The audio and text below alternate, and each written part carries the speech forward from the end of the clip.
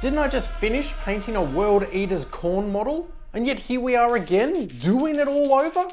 Anyone would start to think that perhaps I'm starting to succumb to the temptations of chaos. But that would be crazy, right?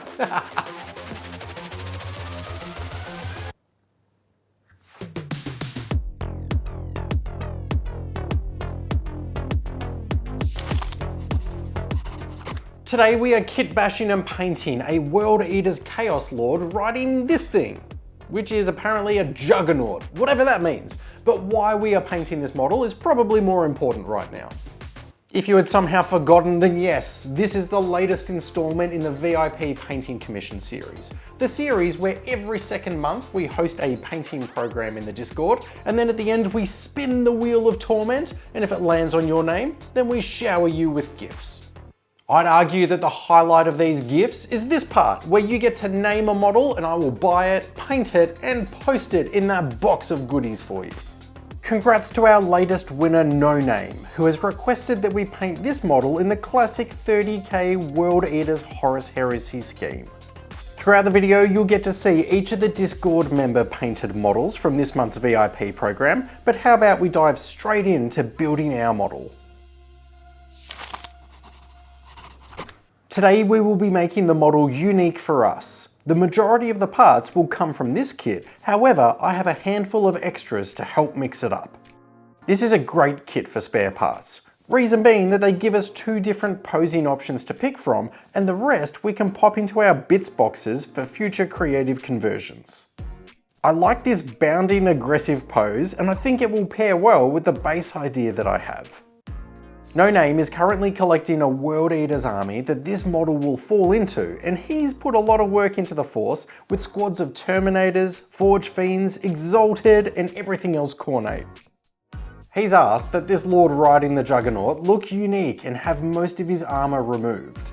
I have a selection of 8 bound bits and pieces I can lean on, but there's also a really cool right arm from this proxy war model that's holding the head of a Marine with a section of spine and important insides still attached.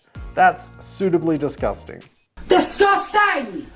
And is making me kind of thirsty.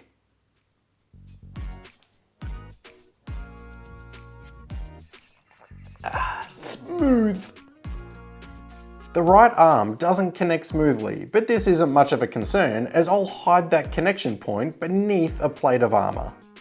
Save yourself some grief later on by planning on a sub-assembly build of the model, meaning that it's not 100% glued together yet. With the rider removed from the mount and the mount removed from the base, can you picture already how much easier this will be to reach in and tackle some of those hard to get places? And priming white because I'm going to be painting white armor panels. Working your way back to white from a dark prime is not fun. Can confirm.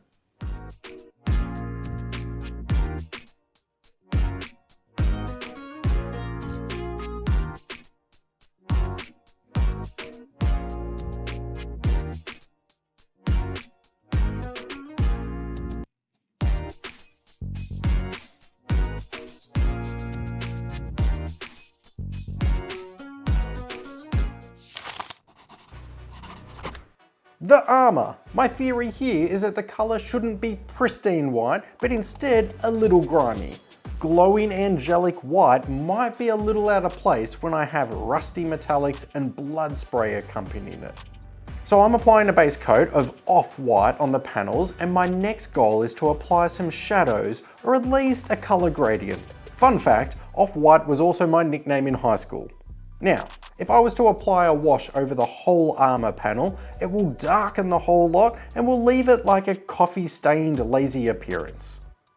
If I panel line the armour with a brown, then the sharp transition will look too cartoony. So instead, let's try another approach, which is a basic glaze.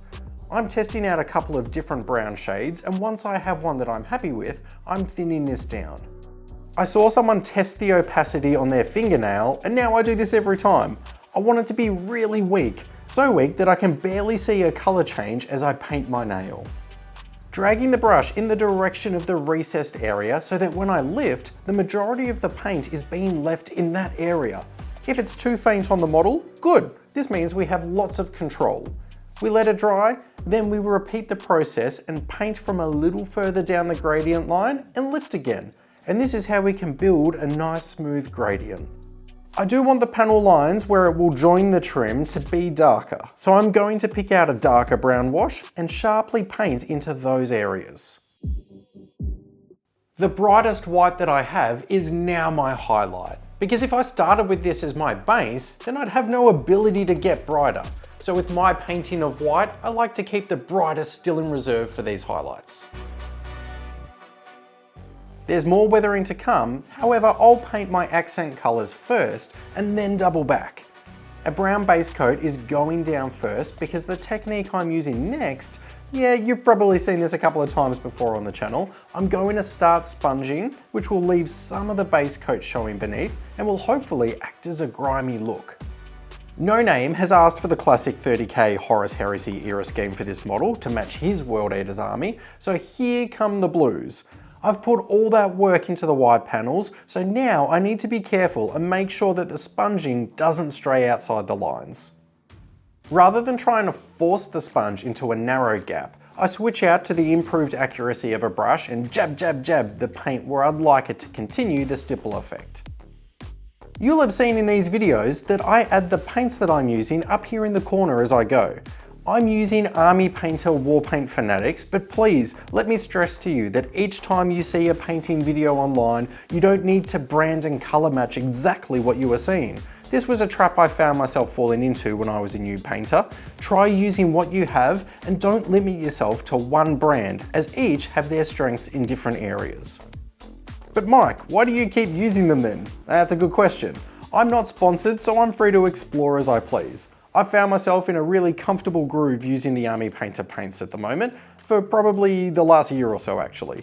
If you are new and you are in the market for a paint set, I recommend picking up 1 or 2 paints, testing them and seeing if they're a good fit for you as they are for me. There we go. I'm adding some brown sponge areas for a chipped paint effect, and then there will be some thinned grime streaks. The trim is on the way soon, but I've discovered that I paint in a different order if it's for part of a painting video compared to if I'm just painting on my own. On my own, I'd likely paint all of the base coats first, then come back to some shadows across the model, and so on, but I think it's easier to understand and more entertaining for you guys and girls if I aim to complete areas of the model in something like, I don't know, a defined chapter.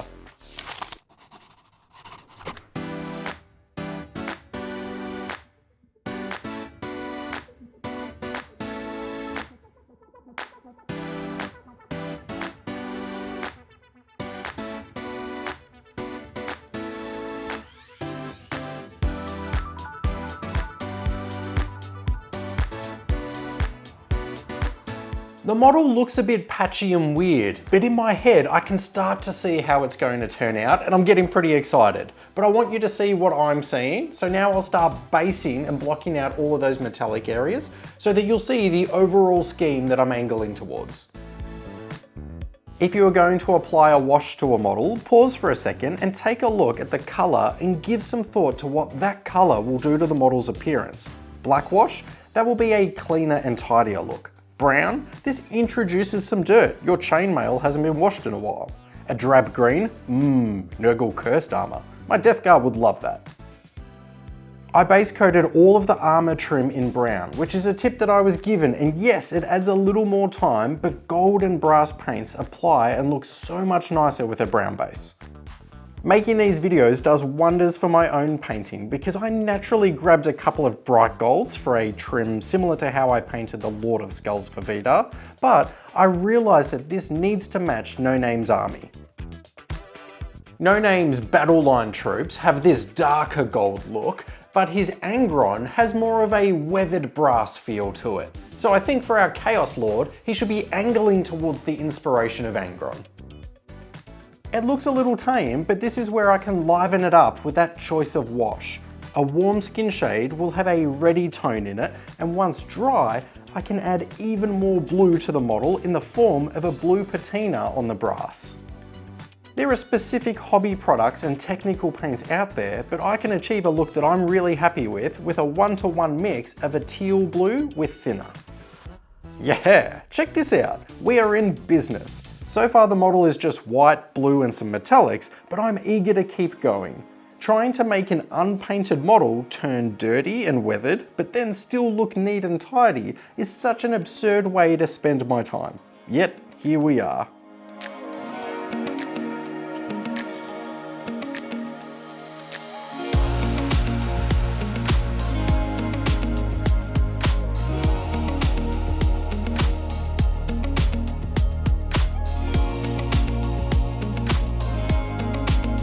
For over a year, the series has been sponsored by the amazing team at Proxywargaming. But who are they and what do they do? Proxywargaming have an extensive library of highly detailed and thematic models that you can sub into your game systems for extra variety or even just to enjoy as unique painting challenges. No Name collects World Eaters Space Marines, so when I browse for options that I think could look great in an army like this, I can see these fantastic options like Oathbreaker Bloodseekers, Blooded, and this terrifying Butcher. The models are affordable for you guys as those are $1-do prices and they are printed with care in high quality resin. I personally enjoy resin printing in 3D, but there are a lot of finicky different settings to consider, as well as the safety precautions when handling the hazardous chemicals. So for me, I like to make the most of their custom 3D printing service. Mark at Proxy War was happy to resize and print some thematic bases for me so that we could have our Juggernaut charging through lands that are appropriately littered with skulls. A link to their website will be pinned below in the video description and you should absolutely treat yourself and check out the different proxy models that they offer for all the different armies you collect in different game systems. Thank you so much to Mark and the team over at Proxywargaming, and No Name, get excited because these models and even more are being shipped across to you already from the team. Welcome back. Our Lord was so mad that he ditched most of his armor and he's looking a little pale and cold, so we had best give him some skin. His skin is infused with all different kinds of enhancements and augments, and I guess that's part of the recipe of being a super soldier, but surely they would get itchy and infected. So if he had normal smooth skin, that would look weird, yeah? Yeah. Not that he cares about pain, but I want to sense even more discomfort as he charges towards me. I want to be thinking about the chain axe whirring in his hands, the time I accidentally called my teacher mum in front of the whole class, and the itchy pain of these metallic USB ports. This is a mix of a skin tone and a red speed paint from the army painter called Murder Scene. That's right, honestly, the team sat around the table when they were coming up with names and picked out Murder Scene. I half expected to squeeze the bottle and a tiny little detective would slide out holding a hot black coffee and telling me that he hates to start a Monday like this. Some light brown skin colours and pinks. See how I've set up my wet palette? All four are ready for action, and now I'm going to work my way around the model painting layers, beginning with the generic looking skin tones. The dark reddy brown remains in the shadows and hugs the edges of those metallic sections, but I'll add some paint to the surface with these pinks on the raised sections, closest to any infected area or scarring. Red for his World Eater symbol, but the weathering, it's calling my name again. On my last model, I showed a simple and nice rust effect by thinning down a brown and orange, but let's explore pigment powders this time. A reddy brown and an orange, and I'm mixing both with a small amount of pigment fixer and giving them a stir. I've picked out an older brush that must have crushed me at some point, and this will be today's sacrifice. These metallic sections were never going to be left clean with me behind the wheel, and I'm happy brushing this across most of the areas. It goes on wet and looks really overpowering. However, it will dry with more of a powdery rust look, and still be kind of overpowering, but I want that today. Once dry, I'm adding our second brighter colour in different patches across the area, but there are two more steps that I want to include now that are quite easy, but will make the end result look a lot more fun. First is an orange paint thinned down and applied in a couple of areas to take the rust contrast from a dark ugly red to a vibrant variation. Then a dry brush of our gunmetal over the raised sections, where the rust has been knocked and scratched away as the Juggernaut crashes into the Loyalist power armour. Anyway. Anyway? What do you mean, anyway?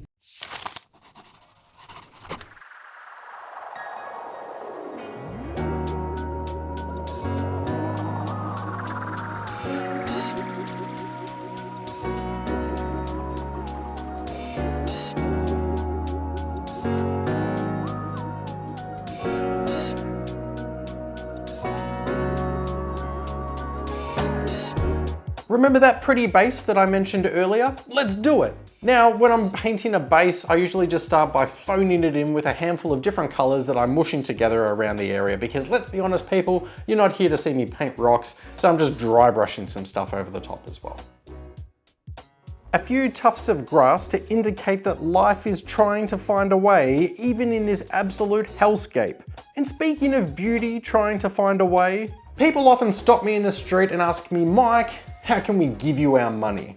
A fair question, and one that is probably worth me taking some time to answer carefully for you. Now, if you can't stand money and you're worried that it might be weighing you down, which is reducing the likelihood of you being able to outrun a Chaos Lord on Juggernaut, then why not be like one of these amazing people and join the Flashing Badger Patreon? There are some incredible exclusive perks available only to you as a channel patron, such as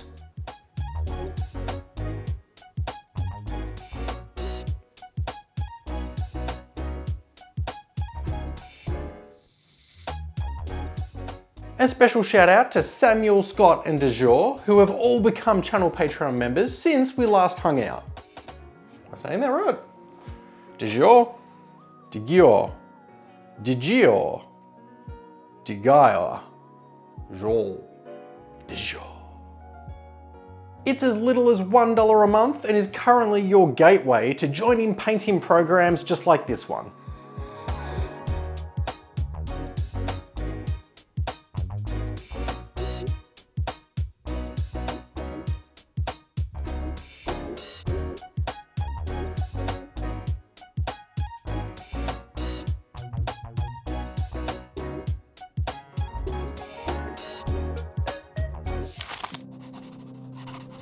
It's time to break out the blood effects, but remember, be careful because we don't want to use too much. Okay, apparently we can use a little bit. Sorry? Okay, apparently we're going to be using a lot. You happy now? Good. This old brush of mine is flayed at the end, and that helps me to achieve an uneven splattered spray to areas around those chain weapons, teeth, and anywhere that I want gore to have been cast off. That little murder scene detective would be loving this. Our Lord has recently liberated a Marine's head from his body, so those previously important attachments need a healthy coat of misery as well. Stomping in puddles would make a mess, right? Am I sure? Oh, positive. I can glue the beast in place and then make up a skull and resin mix, but man, this is way trickier than I thought it would be to pour in there. Some days, I just want to pray to the Chaos Lords for an extra set of smaller hands. What the? Hey, that doesn't count as me entering into a pact. I just said it would be nice. I don't owe you anything, Khorne. That might come back to haunt me. Yes, toast you magnificent base, toast! Remember that sub-assembly? Coming in handy, right? Imagine if we tried to paint this whole thing as one piece. Meh. Bonus round. He's splashing in puddles of disgusting blood, so let's give it some action. The same technical paint mixed with glue, and back and forth it goes from the hooves into the puddles. This can be fragile, so I coat the strands with more clear resin and hit that with the bug zapper, and as I start on the victory lap, it means we're almost ready for the reveal. Almost, but first check out the last handful of participants' models, and whilst you do, what do you think? Have we done a decent job of talking you into joining our friendly hobby community? In the video description, you'll find the free link to join our fancy Discord server. There's over 400 of us in there, but what is a Discord server? It's kind of just a hangout area that's broken into a handful of chat rooms, and we also post pics of what models we are painting, and we ask one another for advice and ideas surrounding the world of painting minis. But that's enough talk about staying up late posting emojis in chat rooms, because now it is time to lay worship at the hooves of this demonic death contraption. So join me please as we check out this World Eaters Chaos Lord on Juggernaut.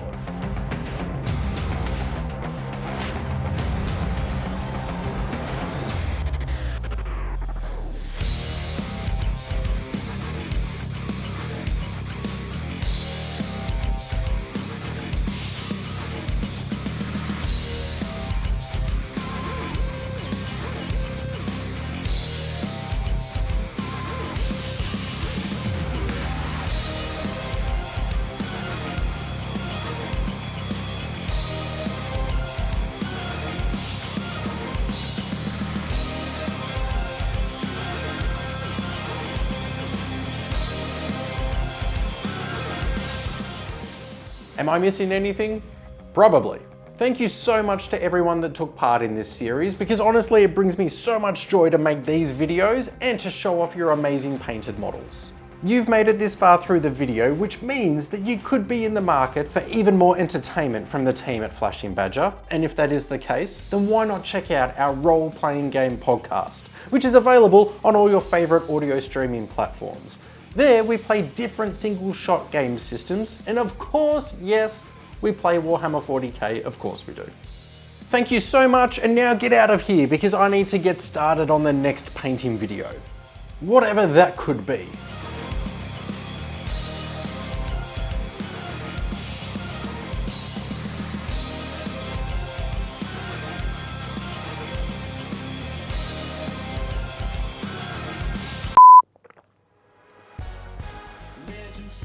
That's awful. What is that? It's good.